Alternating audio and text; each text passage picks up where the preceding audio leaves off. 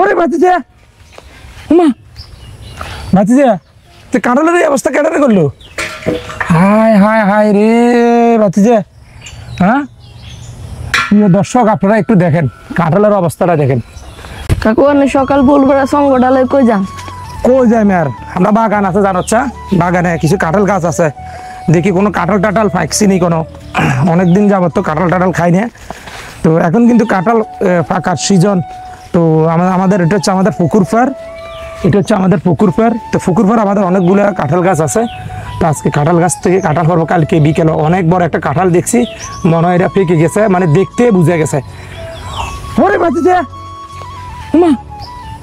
ভাতিজা তো কাঁঠালের এই অবস্থা কেটে করলো হায় হায় হায় রে ভাতিজা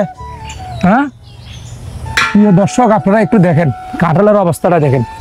দেখেন আমি কালকে বিকেলবেলা এই কাঁঠালটা এখানে দেখে গেছি গাছের ভিতরে যে অনেক তাজা একটা কাঁঠাল এখন দেখেন কাঁঠালের অর্ধেক নাই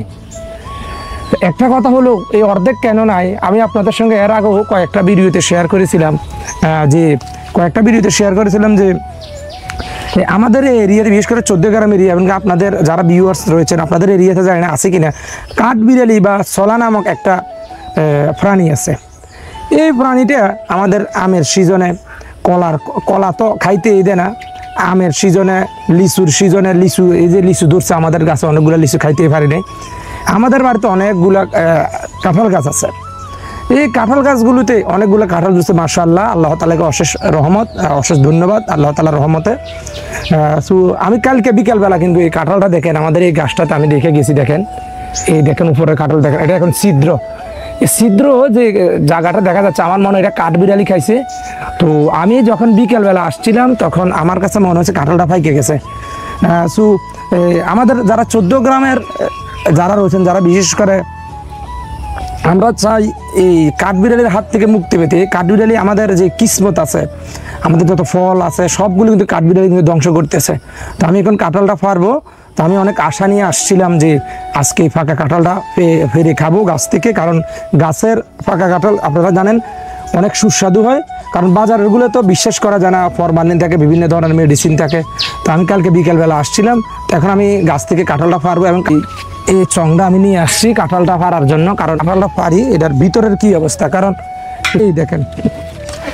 আমি আপনাদেরকে দেখাই এই দেখেন কাঁঠালটার কি অবস্থা করছে দেখেন